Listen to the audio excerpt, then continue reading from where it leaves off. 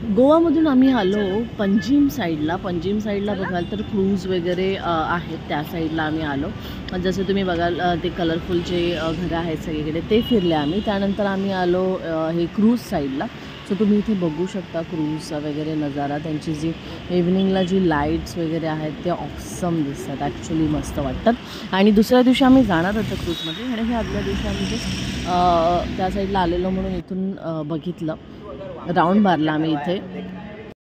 So तिथून येताना पुढे आम्हाला रस्त्यामध्ये लागला एक चर्च. त्या चर्चमध्ये बघाल तर एवढा असा भीडभाड असा नव्हती, पण आम्ही विचार केला की चर्च आम्हाला दिसताना खूप मोठा असा चर्च दिसला. तर त्यावेळी विचार केला की जाऊन येऊया, चर्च बघून येऊया एक्झॅक्टली काय आहे.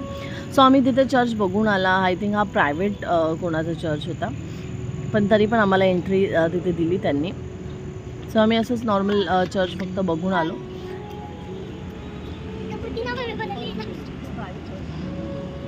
सो चर्च बघून आम्ही पुन्हा गेलो आमच्या हॉटेलला. आणि इथे बघाल तर हॉटेल पण इव्हनिंगचा हा असा नजारा होता हॉटेलचा. हॉटेल पण ॲक्च्युली छान होतं. आज आम्ही आले आहोत कॅलिंगूट बीचला डिनरसाठी. सो तुम्ही बघू शकता इथे. काल पण आम्ही इथे आलेलो, पण काल जर डिनर बघितलं तर आम्ही वेगळ्या ठिकाणी केलेला, पण आज आम्ही डिनर इथेच करणार आहोत. So bye. बीचच्या समोर असा डिनर करण्याची मजा वेगळीच आहे. अयांश विवांशला पण तिथे खेळण्यासाठी बीच मिळाला. सो बीचवरती तेही खेळत होते.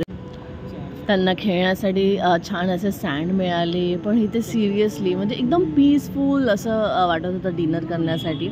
समोर बीच, एक कॅन्डल लाईट डिनर. सो एक वेगळीच मजा आहे. ॲक्च्युली प्रत्येकाने आपली फॅमिली घेऊन असं जायलाच पाहिजे. वर्षातून एकदा ॲटलिस्ट 3-4 दिवसाची बाहेरची ट्रिप ही काढलीच पाहिजे. आणि स्पेशली फॅमिलीसोबत, बिकॉज फॅमिलीला हा आपण एक वेगळा टाईम देऊ शकतो. आम्ही इथे ऑर्डर केलं काही फूड आणि आयांशला पण भूक लागलेली. सो त्यामुळे आम्ही एक लॉलीपॉप आणि इथे आम्ही स्पेशली मागवलेली कोळंबी फ्राय होती. पण सिरियसली कोळंबी फ्रायची टेस्ट बघाल ना खरंच छान होती. आयांश तुम्ही बघू शकता सँडमध्ये एवढा की आयांशने खूप मोठा खड्डा केला सँडमध्ये. एवढा मोठा खड्डा की तो जवळजवळ अर्धा तो बसला त्यामध्ये. तो लिटरली हा खूप मोठा खड्डा होता. नंतर मी पण ॲक्च्युली त्या खड्ड्याच्या आतमध्ये जाऊन बघितलं तर सिरियसली खड्डा खूप मोठा होता. अशा प्रकारे आमचा दिवस स्पेंड झाला. थँक्यू.